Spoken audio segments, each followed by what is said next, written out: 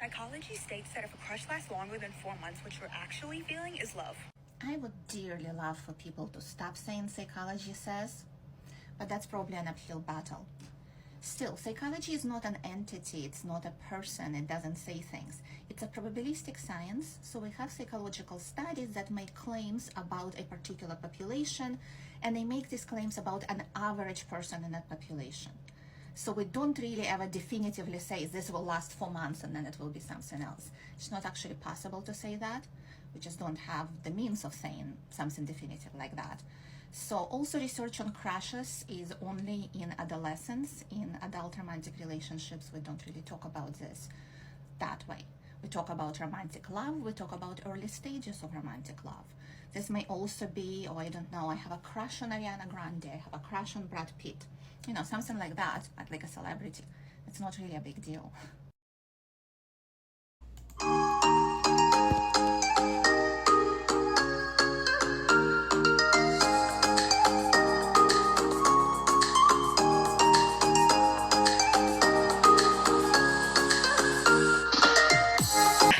Welcome to Why Complain When You Can Whine, making sense of the senseless. Join us as we attempt to make sense of toxic nonsense. So we have been gone for a little bit during the summer. I was on vacation. I had surgery. I had construction in my house. Bree's schedule has been not conducive. It's been chaotic this summer. So we are back. I don't know how regular, but we are back right now until the end of summer. I am Dr. Jody Lorman, licensed clinical psychologist, and today I have actually, my wine is called Trivia. I don't even remember buying this, but it was probably from Trader Joe's, and I have my little Mickey stopper on it. And the reason I have my Mickey stopper is I have my Disney glass is because the vacation I went on was a Disney cruise. So I have to be all Disneyed out. And we have a guest today. You probably noticed. Dr. Ina. Ina. Ina. Oh, I've been calling you Ina this whole time. We haven't actually, you know, I don't always correct people, but since we're being all, you know, podcasting and all that. Yes, thank you. Ina Kanevsky. I'm so And sorry. I got your last name. I didn't say it this time, but I had it correct. But I always said Ina. I'm so sorry. Dr. Ina. It's not everybody does that. It's a very typical thing. My Pilates instructors keeps calling me Ina, and I've just decided I'm gonna let it be. It's not important. Judy. I get called Judy all the time, and it's like it's Jody, and everybody calls me Judy, and it's like okay, fine. As long as it's appropriate, you can call me whatever you want, I guess. If it's not appropriate, I mean, I would prefer people didn't, and it's spelled in a way that I thought wouldn't be a problem back in the 90s when I got here, but apparently it is. But you go by professor, correct? Well, no, professor is my job description. Yeah. So that's what I mean. I'm sorry. Yes. In your job, you go by professor. Yes, I tell my students that they can do a variety of things. And some of them do professor, and they just call me professor, and some of them do Dr. Ina, and some of them say Dr. Kanevsky. And some of them say just Ina, and I let them. And I had ones that would say Kanevsky. And not like when talking about me, which we all have done as students, right? But talking to me, which I thought was funny, and I did not object to it. You know, it's funny because when I worked in the prison, we only went by last names. And so it was always either Doc or Larman. Inmates had to call me Doc or Doctor. Sorry, not Doc, Doctor. But anyone else, you can call me Larman, you can call me Doc. But it was so weird to hear first names. So when we talk to people outside of work, we still use last names. And then once we got to know them, if you started calling them by their first name, when you're at work, it was really hard to not call them by their first name. But in prison, you don't address people by their first name, staff by No, I would imagine not. I was raised in an academic tradition where you addressed professors formally, which back there meant you use their first name and patronymic. That was the respectful form of address. To use their last name was considered disrespectful. Oh, okay. When like talking to them, Yeah. typically. If talking about them, you could say like professor and last name, that was respectful. Last name was always considered just disrespectful to talk about a professor or a teacher. When I got here and I had professors who use their first name with everybody, especially in graduate school, I never managed. I went through my graduate school years calling all my professors Dr. So-and-so, and that's it. No matter what anybody else said. Well, at least you called them doctor, because as you know, we don't get called doctor a lot because we're not medical doctors. So how many times have you been told you're not a real doctor? You know, strangely enough, not as many as I thought I would be. And it's only when they're like already mad at me Yeah. for things I say, so they can't like discredit what I'm saying in any other way. So then they go, you're not a real doctor. I always like, especially on social media, I love hearing that. Speaking of social media, we're going to get into it in just a minute, but do you have a drink? I do have a drink, and my drink, I'm sorry, is very inadequate. This is Stella Rosa Peach, a low alcohol grape Oh. wine specifically with natural peach flavors. I have not heard I'm- of peach. It's I think it's from Aldi's. Is what's happening. I haven't actually tried it yet, and it's supposed to be low alcohol. I'm taking medication that's not great with alcohol Yeah. at the time. And you don't really want me to be having like actual alcohol. I become excessively easily amused. That's not a bad thing necessarily. There's like, usually people are either typically angry drunks or they're the I love you, man drunks. So No, I just find everything funny. Let me try yeah, this. I haven't actually tried this. I do not know if I'm actually wanting to drink it. we're gonna find out. We're all gonna find out at the same time. It's all right. Okay. Okay. So we all have I do both. not know if I buy it again, but it's drinkable. Cheers.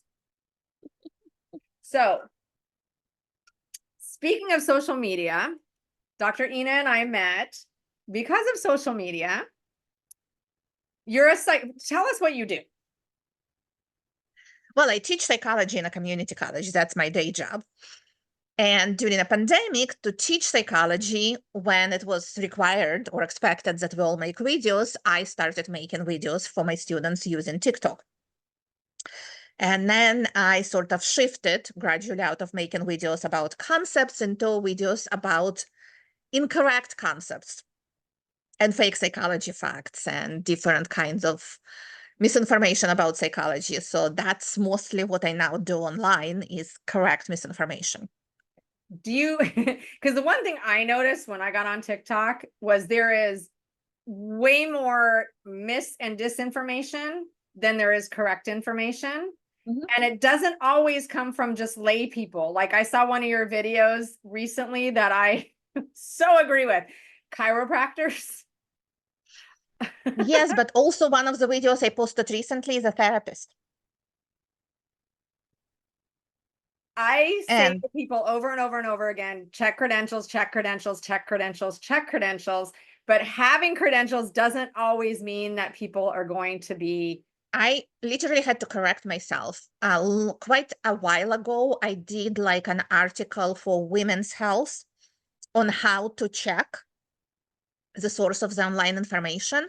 And we've talked about how they need to have credentials. And if it just says doctor, do try to find out doctor of what. Yeah. And if it's the doctor of chiropractic, then maybe don't listen to that person. Right? So to see if they have credentials in whatever is it that they're talking about. And unfortunately, I had to modify this when I talk about it now, because very often, I'm going to kind of backtrack. People often complain when I correct something and they say, oh, this is like an authority fallacy, that you're saying you are a professor and therefore what you said is correct.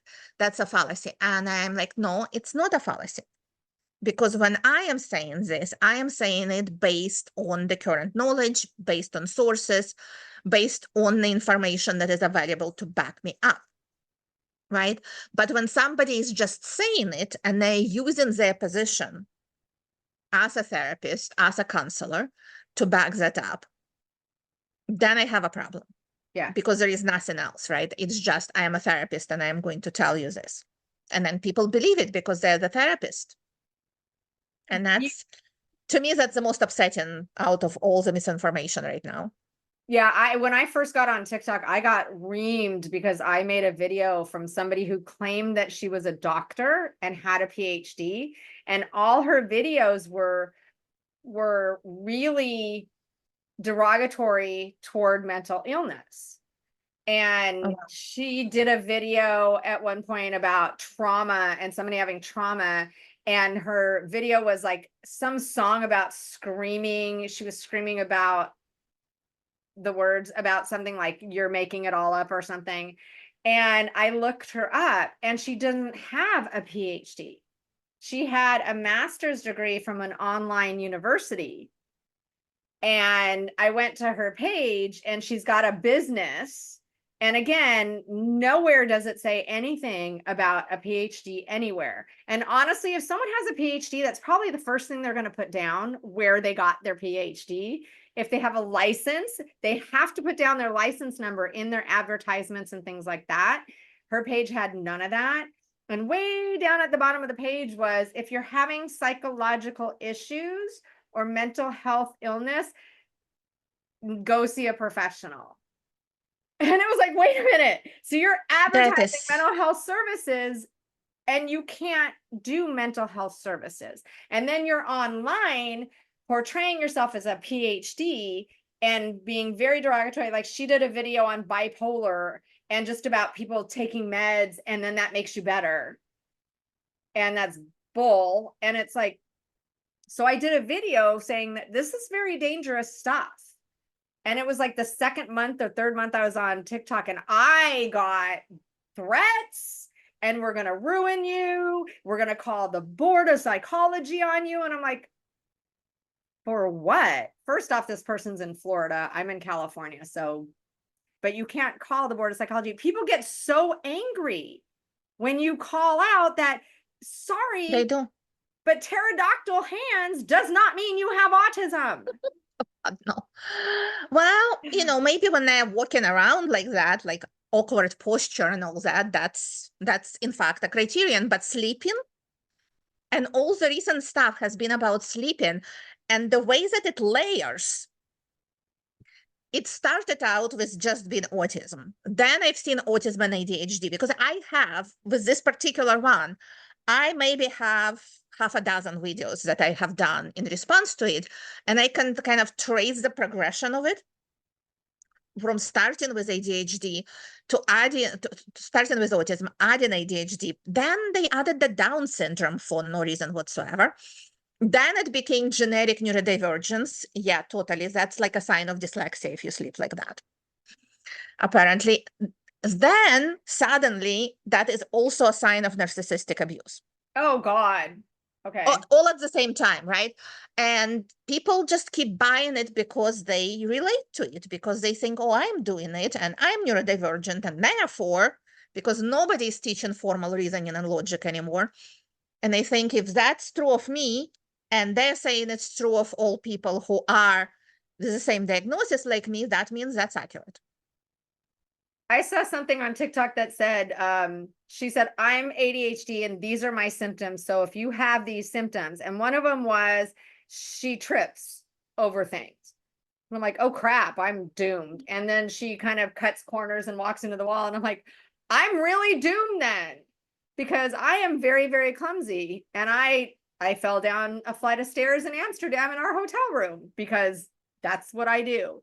But as far as I know, I am not ADHD, and there's nothing wrong with it. But I did a video on that too, saying this could be something that happens when you have, but just because it happens does not mean that you have. There might be a correlation between, but there is, in fact, research on like the motor issues and ADHD, but it's not running into corners. It's also like postural issues. And, I have ADHD and I run into corners all the time. And I do that indeed because I am not paying attention and I am like thinking of something else, whatnot.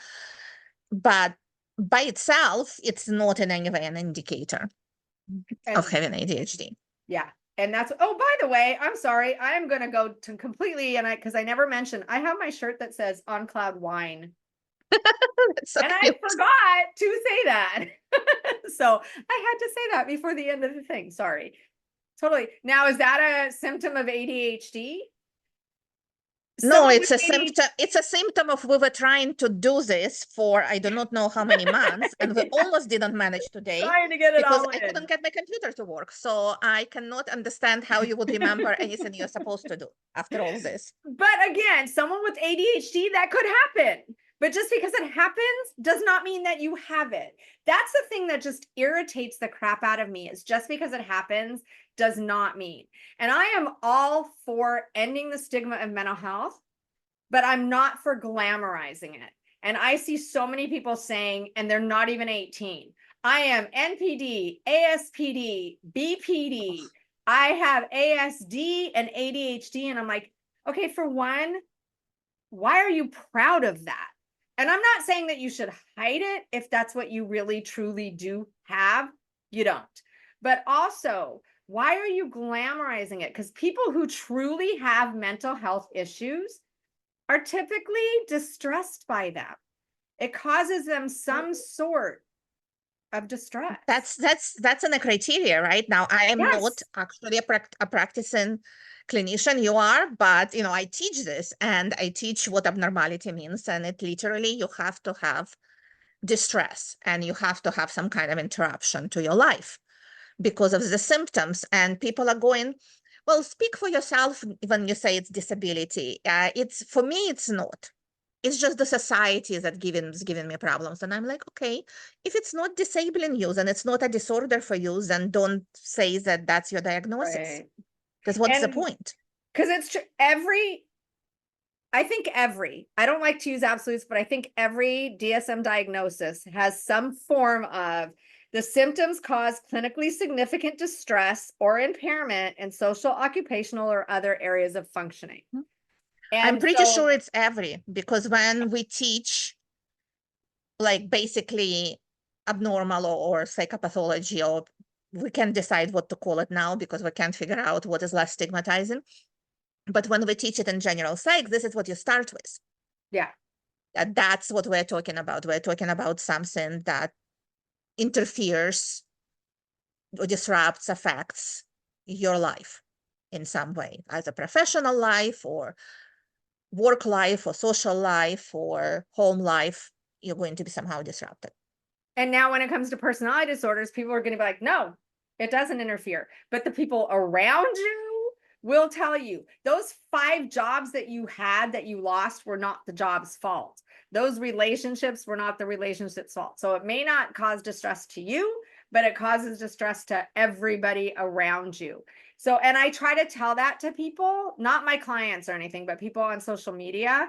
And they're just like, nope, nope. I think I told you this. I had someone who literally said to me, he was 16, by the way, we go by the spiritual meaning of the DSM. And I'm like, well, that's good. We go by the literal meaning because unfortunately DSM doesn't have one. Now, if people want to tell me that DSM is a flawed system, absolutely. We know this. We know that some things it's like overemphasizes, some things it's underemphasizes, that it's not perfect. ICD is also not perfect. Like there is not a perfect classification system. But the point, the reason for any classification system to exist is because disorders cause problems. Mhm. And that's why you're trying to diagnose them and treat them. And even when it comes to diagnosis, I have people tell me, well, I'm BPD. What are you going to do about it? And it's like, okay, for one, and NPD. And it's like, okay, you're on social media. You're 15 years old. Did you get that diagnosis in a psych hospital? Yeah. Okay, in psych hospitals, that's what they're going to diagnose you with. Unfortunately, before the age of 18, you don't have a personality disorder. Now, you may get one after the age of 18, a diagnosis of a personality disorder, but if you're a rebellious teenager, that's not NPD. We all have traits and tendencies at certain points in time, but to get the actual diagnosis, no. The thing with social media that I also have a problem with is, again, glamorizing I have so many people, I'm NPD on social media. And it's like, NPD, people with true NPD, they don't go on social media and talk about being NPD. There are a couple. But see, those people are not using their names though. Right. When they do that. So I do not know. Again, you're more of an expert on this than I am, but I don't think it's quite out of the realm of possibility that anonymity would enable people to do that. Yeah. And mess with you that way. But also that can be just like annoying teenagers messing with you. That's also a possibility. Because NPD doesn't care that they're NPD. There are even people on on social media. There's one in particular, two, sorry, that are self-aware NPDs. And if you go into their history, they diagnosed themselves as NPD.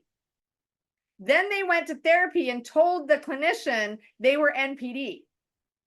And then they became self-aware because they went to therapy. And it's like, okay, self-aware just means I know that I'm messing with you. I'm aware of it. So it's not this great thing. And all they're doing, they're con men or women that are getting newspaper, or sorry, do we even have newspapers anymore? They're getting magazine articles, they're getting social media, they're getting tons and tons of followers because they're telling you all the techniques that NPD and BPD and all of that do from a firsthand experience, but it's not correct. And then when someone who is a professional, not just myself, but others, says this is not, we get devalued because they have more clout and all of that. Do you find yourself getting devalued a lot by social media versus yes, because I am, especially when it comes to like neurodevelopmental conditions, right? People go, well, how dare you invalidate our lived experience? You a neurotypical professor, what do you know? A neurotypical doctor, because they don't usually understand that I'm not actually treating people. And I'm like, where do you see a neurotypical doctor? Neither neurotypical nor a doctor here, right? So then, things get kind of quiet. But I had that happen, and I had people get quite aggressive about it to the extent of like threatening me and so on, because I was trying to correct them, and everybody in their comments thought that they were relatable and they were giving them good information, better than the doctors are giving them. And I have a list of professionals. I think I have you in my list of professionals who are on TikTok or on social media. I need to update because I found more on Instagram that are legitimate professionals who are in fact given advice and information backed by research, backed by their actual practice and all of that. And I'm like, you can learn from those people. They're also on social media. They are available as sources of information. You do not need to learn from somebody who takes their personal experience and maps their personal experience on potentially their condition, but also then attributes everything in their personal experience to that condition and tells you that that's why they're doing it. Because any person who is autistic, any person who has ADHD also has other things going on in their life. They're not all the same person. Yeah. And not all of the things in the life of such a person are going to be due to these neurodivergencies. I know two things. One, I think I got one of the worst set of comments when I said I took the DSM and it was a joke or a satire video, but I took it and said, if this were serious, and they were diagnosing their date through the DSM. And I said, don't do that. Don't get a DSM. We have been trained backwards, forwards, and upside down through the DSM. So it's not. I know just what you're talking about. Yeah. And it's not reading the DSM and making the diagnosis. It's how it manifests. We need to see how this behavior actually looks like, this criteria, and don't diagnose yourself. If you feel you have an issue, go to a professional with your concerns and get diagnosed. And I got so many people saying they would never go to a professional and they will diagnose themselves and they're fine with it. And it's like, if you are really distressed, but you won't go to a professional, how distressed are you really? versus wanting a diagnosis. And not looking for help. That's kind of been my thing, though. I don't mind that people are starting that way. But then again, what's the point of having diagnosis if you are not seeking help? Right.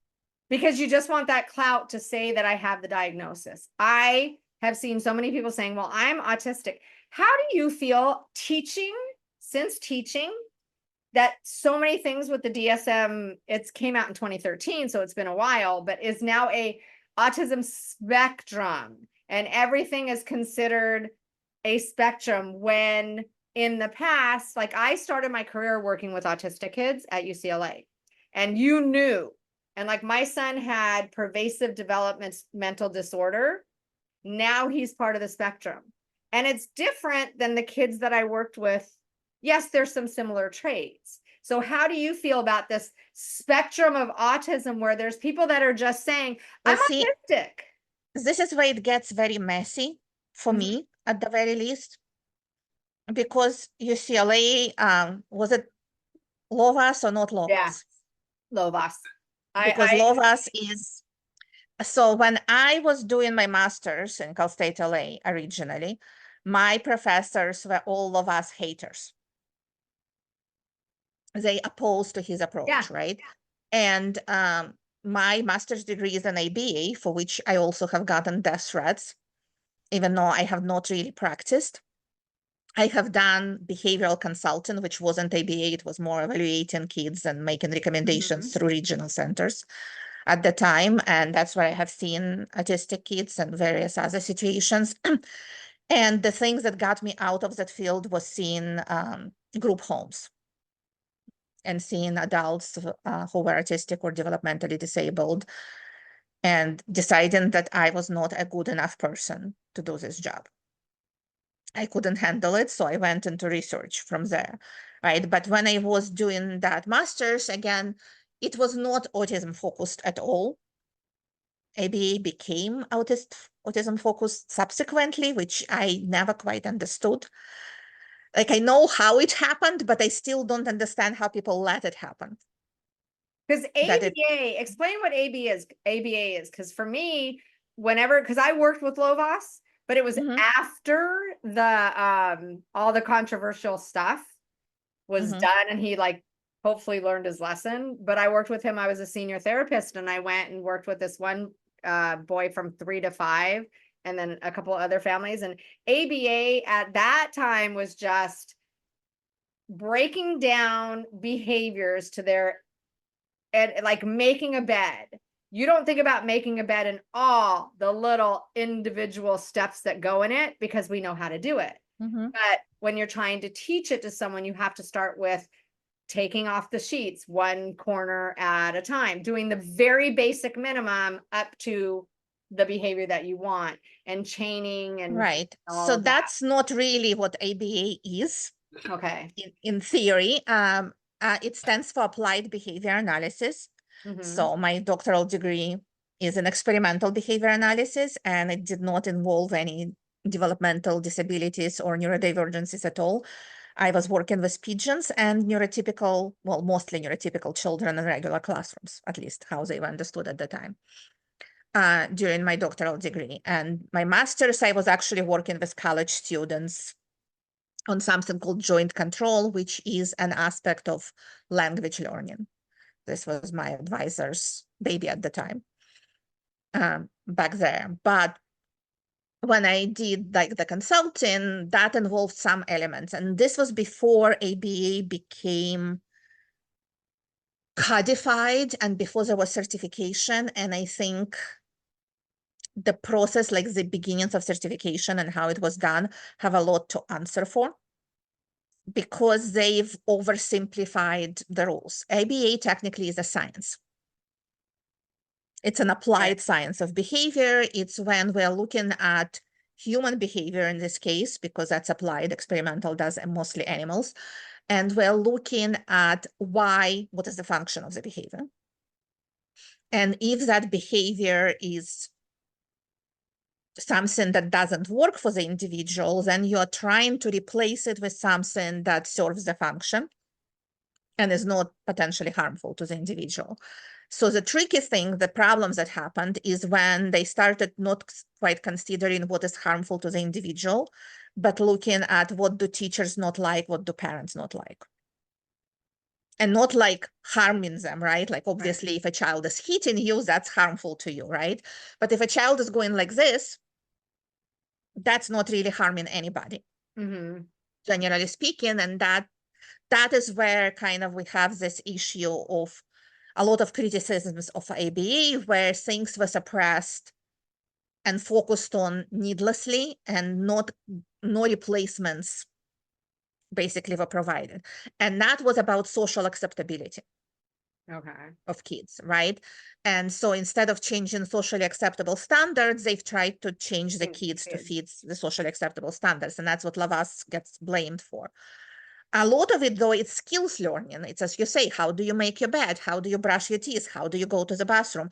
A lot of what I did when I was still, before I got my degree, when I did this consultant, was coming up with plans for potty training, including in adult facilities, like how do you get this person to use the bathroom and not use a diaper, because diapers are not healthy in grown people. You get all kinds of problems from them.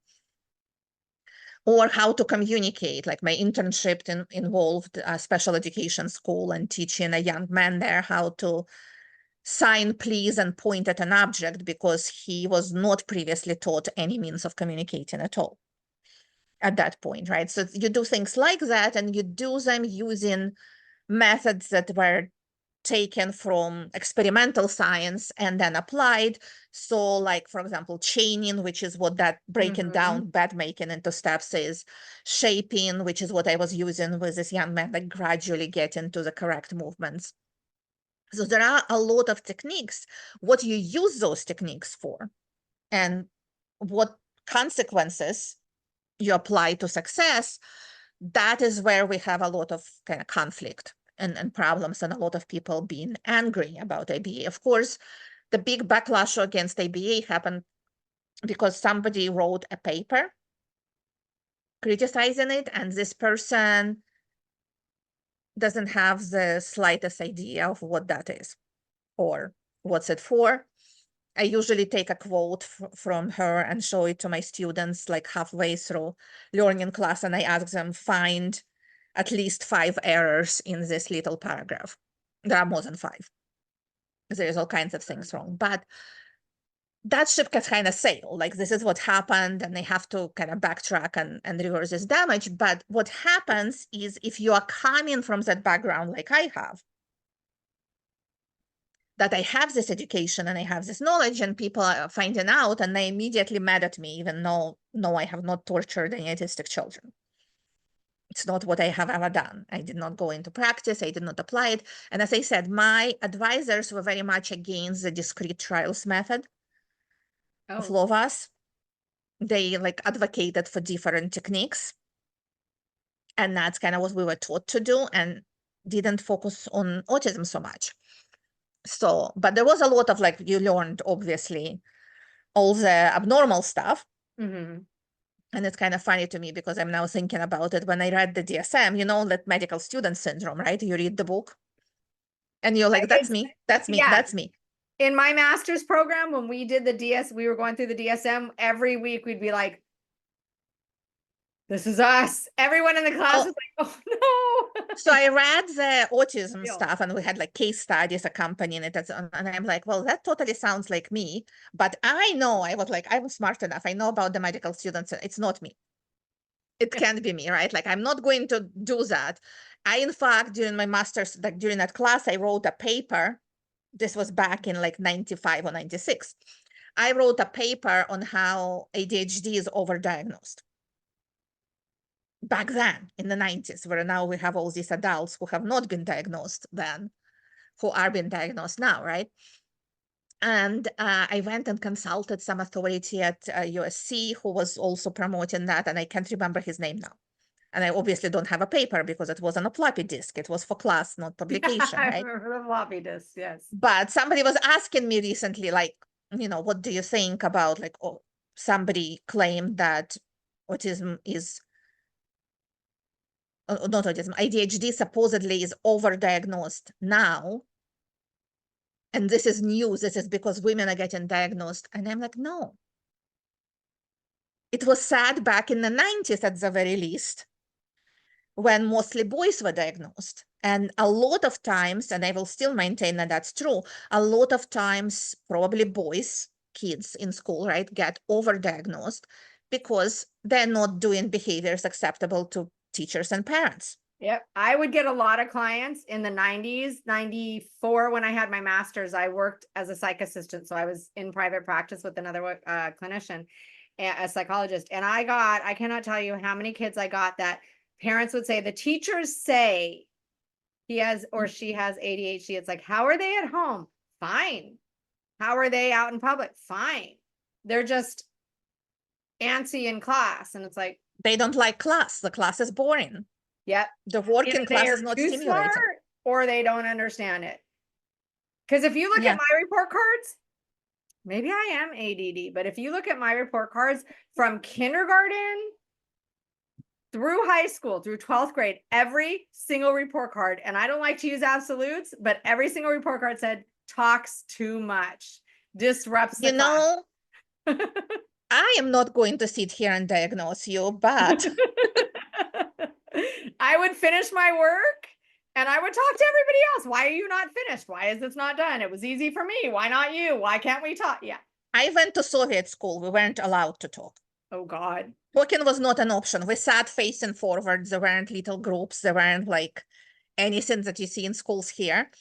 It was always like you sit at a desk like this. That was not, talking was not an option, but I would bring a book and read it under, the table. And then, I would daydream, and then I would forget the book in the classroom. I would every day come home without stuff that I'm supposed to have. And there were like continuous like issues like that. That's why I knew like I was doing things in childhood, but I had good grades because I was interested in learning. Not in class. I would just read the books in the summer when they gave them to us. So, that this was, but back then I said, well, I don't need that. But then I got married, I had kids, and I was thinking, well, everybody in my family seems to be ADHD diagnosable. But we don't need to do that. I was still like on that. And this is where I think we may disagree a little bit about this whole self-diagnosis train. Mm-hmm. Because here's what I was thinking at the time, right? When my kids were in school, right? I'm thinking, I'm sending them to like a gifted school. So this gifted school should be good for them. It should like occupy them enough. It's small classes. They're going to get individual attention. It will not be an issue. It absolutely was an issue. Oh. It was an issue. And that's because I didn't send them to gifted school. I sent them to a school that was technically like officially a gifted school, and you had to test in and all that. But it was really a school for grade motivated children of successful parents. That's not the same thing. No, that's kind of what we have realized eventually. Yeah. And a little bit too late, and we didn't really have many options at the time. So they've continued until middle school, and then we left from there. But they had kids who kind of taught about grades early on, and they understood. And I decided that I'm not going to push my kids the way that I was taught to be grade motivated as a child. And that was maybe a mistake. I don't know, but they weren't motivated by grades. And my son, like when he already knew how to solve math problems, he did not want to write down all the answers. Yes. So by third grade, right, like I was kind of pushed into, you have to get him seen, like there is something wrong. And I'm like, yes, I know what's wrong. I just didn't think I needed that because I am telling you how to deal with him. I was already at the time, right, a PhD psychologist. Mm-hmm. With training and education in that like specific kind of area. And I'm telling them, you need to like chart his behavior. I will provide consequences at home. You just need to like notice what he did and what he didn't do, because he's not motivated by what you're doing in class, all these work pages. He wants to learn. He just doesn't want to do that. That's boring to him. And they're like, no, we have all the children in our program who are intrinsically motivated. And we don't do extrinsic rewards. And I'm like, really? You think Most any kids kids in are your not- class want to do those work pages? Yeah, most kids are not intrinsically, no. No, because a lot of times you have them do tasks. In order to learn, you have to study. Yeah. The quote from Natalie Portman that I often use with my students, I'm gonna paraphrase it, but she said something, I like learning. Learning is a lot of fun. It's the studying that I hate. Yeah. Because learning technically is an outcome of studying. And it's cool when you know things. It's interesting to know things, right? But like practicing things and memorizing things, that's boring. So of course there needs to be additional motivation, especially for kids. And they didn't believe me. Of course, they also didn't call me doctor. They called all the parents who were male, no Yes. matter what their degree was, MD or PhD doctor. But if Yes. you were a mom and you went to help in the classroom, you were Mrs. Remind Gifted me, school I that got something to supposedly, say about that. Yeah, go ahead. yeah, they were trying to raise accomplished children, right? So yeah, we went. I knew he was diagnosable. I knew like everybody, my daughter, my husband, myself. I knew we were all diagnosable. So I went, I got him diagnosed. And the psychiatrist, of course, prescribed medication, which we never did for him. But he also prescribed essentially the same exact thing I was telling them to do. Yeah, of course. And then they did it. Yeah.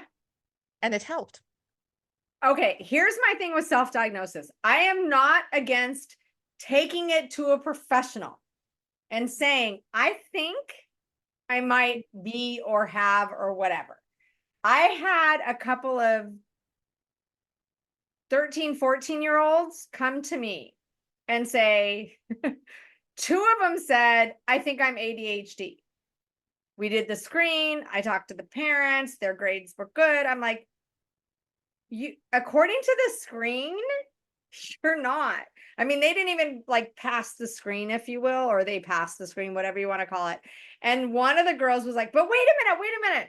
I said this, I mean that. I said that, I mean this. I'm like, I'm sorry. Even if you have these symptoms, we can treat the symptoms. We can work on the symptoms, but you don't have the diagnosis. Sorry. And then one of them turned around and said, but my friend said I'm ASD also. I'm like, okay, we've talked enough. I don't see it. So the mom asked me what she should do. And I said, if you really believe that she does have ADHD, take her to a neuropsych, get all the testing done. I'm telling you, versus the screen and all the appointments that we have had, the sessions, I don't see it. But she got it off of social media and her friends that she has all these things. So if you really are worried about it, I can give you tricks and techniques and tools and all that, unless you're going to put her on medication, unless your reasoning and rationale is to put her on medication, all of these tricks and techniques you should do anyways. And if you don't want to do them and you just want medication, go and get the neuropsych test. I'm with you on that one. That is the thing. That's kind of what I tell people when they ask me about self-diagnosis. I'm saying if you're struggling with something and you're seeing advice for something similar but caused by something else, like behavioral change advice, you can take that behavioral change advice. You can accommodate yourself. If Casey Davis says that for ADHD, she recommends that you put vegetables into door, which by the way has been very helpful to me as advice, right? Then do it. If you're forgetting about your vegetables, put them in a door. Why won't you do that? There is no rule that you have to have a diagnosis to do that. Yeah, I tell Right. people, even if you don't have ADHD, I think this is a really good thing. If you make coffee in the morning or whatever your kitchen is like, put the coffee here, the mugs right there, the coffee right there, the spoons, everything around. So you're not walking around the kitchen until you're doing 18 other things. I think that's a good advice for anybody. You know, I still walk around the kitchen doing 18 other things. But you were diagnosed. Yes, if you disrupt me in the process of making coffee, which Yeah. is exactly what happened today. I went in the kitchen to make my coffee, and then my husband talked to me about like remodeling that we're doing. And then I went to look something up online, and then I did something else. And then it was 2 hours later, and I still haven't had coffee. You know, the more I think about it, I may be ADHD because I call it multitasking. I do 18 different things before I finish. I finish them all. I'm not good at those things. That's the thing, right? Like all That's the these things get difference. Yeah. disrupted. People are not good at multitasking, generally speaking. Yeah. I will tell you though, the way that I arrived at acceptance that I should do something about it was because I couldn't do my grading during the pandemic. Oh, okay. I couldn't get myself to do it. It Yeah. was like mind-numbing task. I'm in teaching because teaching is reinforcing. The classroom environment is like what I enjoy. Talking to people, explaining things to people is what I like to do. This is also why I started making TikToks, because I can't talk to myself for an hour. I can. I need a person, you know, or I need some feedback, or I need to have like little snippets, and then I can do it. I cannot do an hour. And I could not record like long lectures, so I started doing little tidbits. But as I, been doing this, I have seen several professionals talking about women and ADHD and being perimenopausal and how much worse it gets. And this is when I caved, because I also realized if I didn't need help professionally, I probably wouldn't seek. That's also kind of my issue with this, right? I wouldn't seek diagnosis because, yes, I always knew I was diagnosable, right? But I had structures around my work.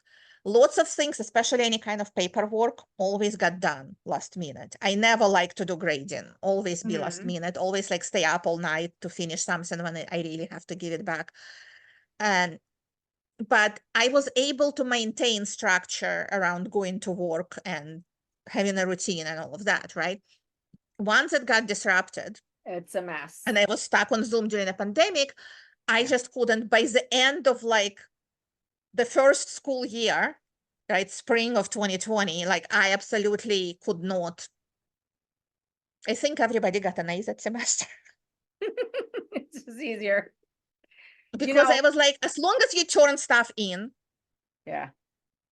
because a lot of that stuff was like so overdue on grading that I just had to give them full credit on it, because they can't, revise it anymore. So as long as they did something, they were okay. So I was also, however, noticing during that time, and I don't know if that's also might be your observation, because again, you're a lot more clinical than I am, training and everything. That environment disrupted people who are not ADHD as well. And this is kind of what I'm trying to tell them, is that, yes, this was all traumatic. Your social life was disrupted. Your structures were disrupted. You had to do things by yourself that you don't like to do. And that's, you don't have to have ADHD to struggle with that.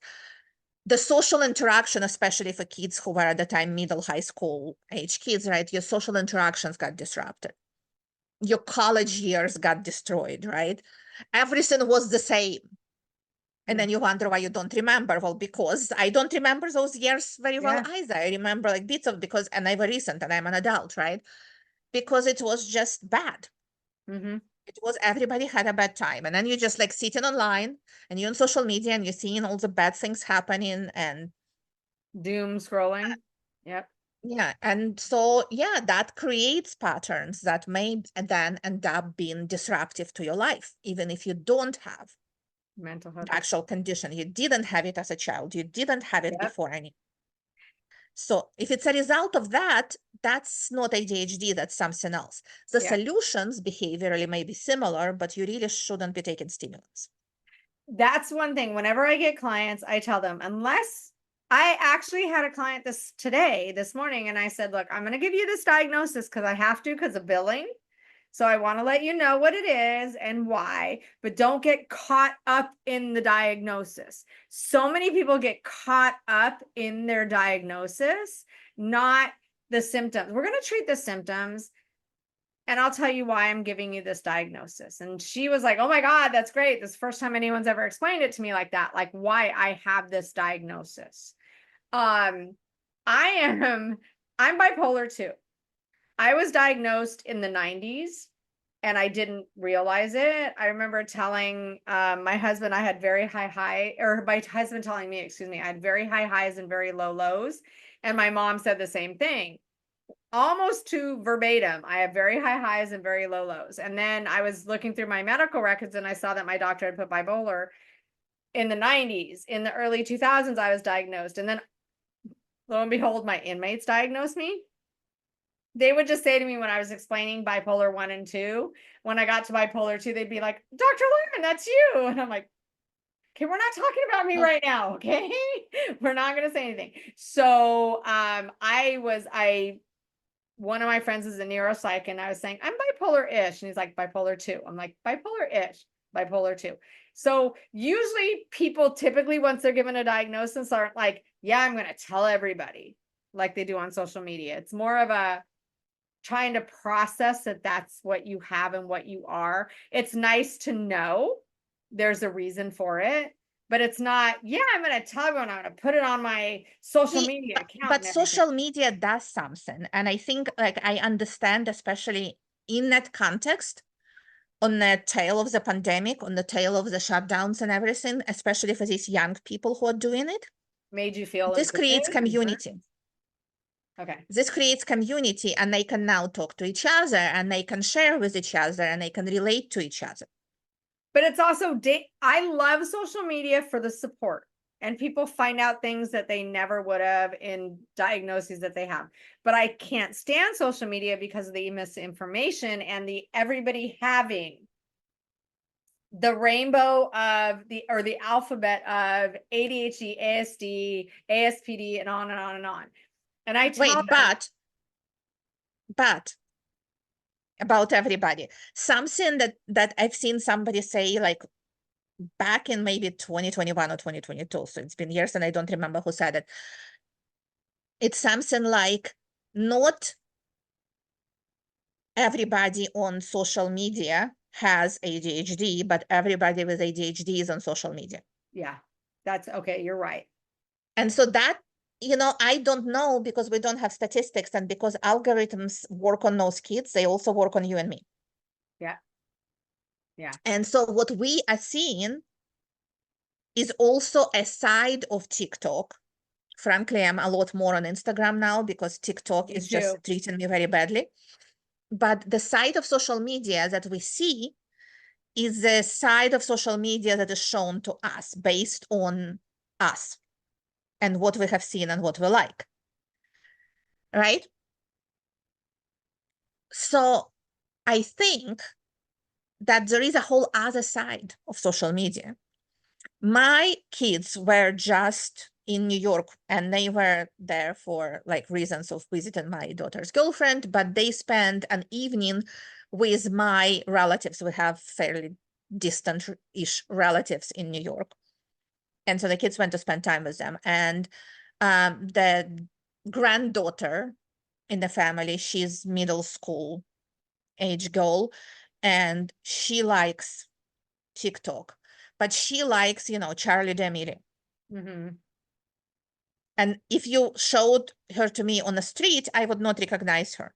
In fact, daughter and I have gone to VidCon in June, and she was in elevator with Charlie D'Amelio, and she only realized it after, because she doesn't like, we don't see that content.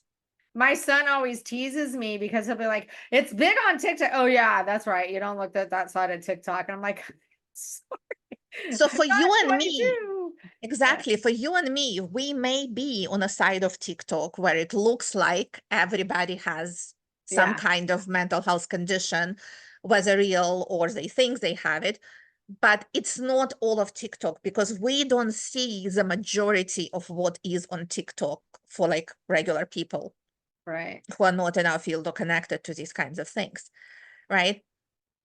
So, like this young girl was like really excited about my daughter being like TikTok famous, and was trying to, ask her, do you know this person? Do you know this person? And my daughter's like, I know these people exist, but they're not people I spend time talking to. Yeah. Right? So my circles, like people that I actually interact with, right, people I've become mutuals with, include a lot of psych and academic professionals like yourself and other people, right? They include a lot of like, I guess, activist people. because of my other interests and, the Jewish TikTok, which is a whole separate conversation. Yes, and I would like to on another podcast, if you are willing to discuss that. Yeah. Me being Jewish as well. So, Yes.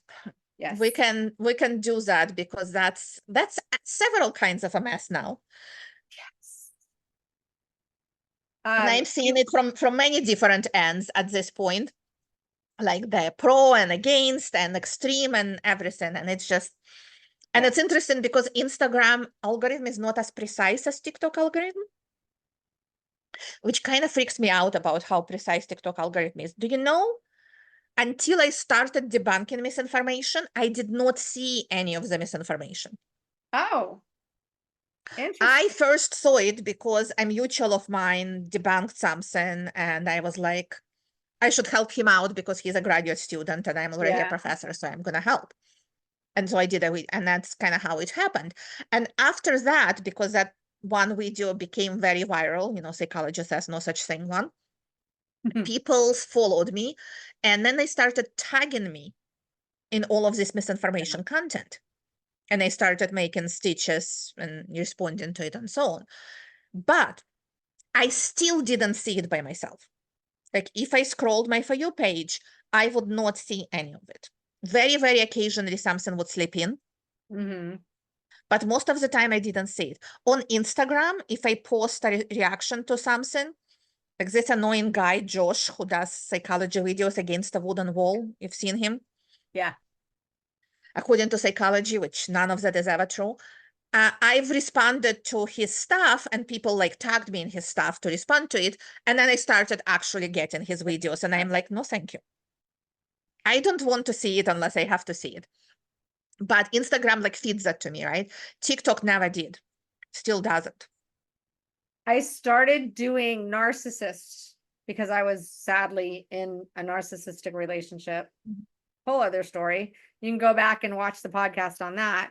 But so I was getting a lot of that right off the bat. And then I started one time debunked someone, and that's when it all started with that stuff. But I'm not on TikTok as much as I used to be. I kind of just post my vacation videos and stuff like that. I did want to go back really quick when you were talking about all the men being called doctor no matter what. When I worked in prison, all of the men, social workers, nurse practitioners, it didn't matter, were called doctor, and they never corrected ever. And I would correct because I'm like, oh, you mean Mr. So-and-so. Women, not so much. And I'm not this pro-feminist, oh my God, we got to do this, but I'm sorry, there is misogyny all over the place, especially in our profession. I'm not going to start carrying flags about it, but I'm not going to accept it either. No. When my son was getting his first IEP, the school, it was a school psychologist and a speech pathologist, they did his assessment. And he was PDD, which at the time was not in the spectrum. And at the time got this many services, where autism got this many services. So we were at this assessment, and it was mainly, sadly, minorities. We were one of the very few white people there. And the woman said to me, one of the psychologists or speech pathologists said, oh, he's autistic. And I said, no, he's not. And they said, yeah, he is. And I'm like, okay, first off, you're a speech pathologist. You're not qualified to make a diagnosis. You can make a category that is put in school, but you can't make a diagnosis. And they said, well, you said, how is he at Chuck E. Cheese? And I said, he's not okay, but neither am I. I can't deal with Chuck E. Cheese. Trust me, I worked for UCLA years before I got pregnant, 2 years. So I was looking for that. I was looking for the head banging and all that stuff. They're like, why? And I said, because I worked at UCLA. I am a licensed clinical psychologist. You are a speech pathologist and a school psychologist. You are not qualified to make diagnoses. And the rest of the time, and it's not me being paranoid, the rest of the time they were like looking at each other, rolling their eyes when I would say things. And I'm just like, really? And I read the report, and it's like, mom says this, mom says that. And I called up the school and I said, no, I'm sorry. You have people, we're English speaking primarily, and I'm a psychologist, and I'm offended. Now you have people in authority giving this supposed diagnosis to all these children and parents who are minorities, who very few speak English, and they're going to take it from an authority person. You are not allowed to make a diagnosis. I was pissed because it was like, oh yeah, mom's a psychologist. Mom knows everything. They were literally in front of me rolling their eyes and stuff. And it's like, this is my son. I don't care that I'm a psychologist. I care that he gets the treatment that's appropriate for him. Since then, he's had 8 years of speech therapy. He's had social skills therapy, occupational therapy, behavioral therapy, gross motor skills therapy, healthy relationships therapy, and social skills. So if you didn't know, you wouldn't know necessarily, but that's all helped. They don't give that with autism. Now, maybe now they do, but it's like I tell my clients, advocate for yourself, advocate, advocate, advocate, even with me. If you don't like something I'm doing, say something. So especially, and I hate to use this, but there's misogyny and the whole, oh, you're a psychologist. Okay, sure. But if men did it, it's gospel, it's the word, it's everything. Well, that's why Jordan Peterson is popular. I know. I know. Don't get me started. So that's a whole extra podcast. Jordan Peterson and what's his name? Andrew Huberman. Yes. So on that note, we need to wrap it up. We're getting to the end. I would love to have you back if you will come back and we could talk about that. You're going to get a different side of me with that one. And the anti-Semitism. We did a video, both Brie and I did a podcast on anti-Semitism right now. We did that in October, actually. In October, November, we did it. But it is rampant. I have not been on TikTok. That's part of the reason why, where I don't want to see on my video comments that are totally separate from everything. Are you a Zionist? Are you this? Are you that? It's like, okay, this is too much. So that's part of the reason I haven't been on. It was almost refreshing to me to get the Nazi anti-Semitism on a recent video. Oh, really? The Christian alt-right, because I posted video about the purity culture. And so many comments, oh, you are a Jew, that's why. Oh, but that knows why you're talking, things like basically standard anti-Semitism. Yeah. Because that's where I always expected it to be. I did not expect what's been happening, more or less recently. Yep. Yeah. So, but TikTok's a mess that way. My workplace is a bit of a mess this way. I am actually in the process of writing a 30+ page document of a timeline of events since the spring of 2022 on my campus or in my college district that pertain to marginalization of the Jewish people and anti-Semitism. So I would love to continue this. You just say when. We're going to do this again. Definitely, because yeah. Okay, I will find better wine because this did not go very well. So okay. Thank you so much. You guys like, subscribe, share. We are going to have Dr. Ina back again soon, hopefully. Any last words to leave us with? Pay attention. Do your research. And use critical thinking. Oh my God, critical thinking is like, I used to teach it to inmates. Inmates can learn it. Why can't the rest of the world? Anybody can learn it, they just don't want to. Oh, yeah. So we will see you soon, I hope.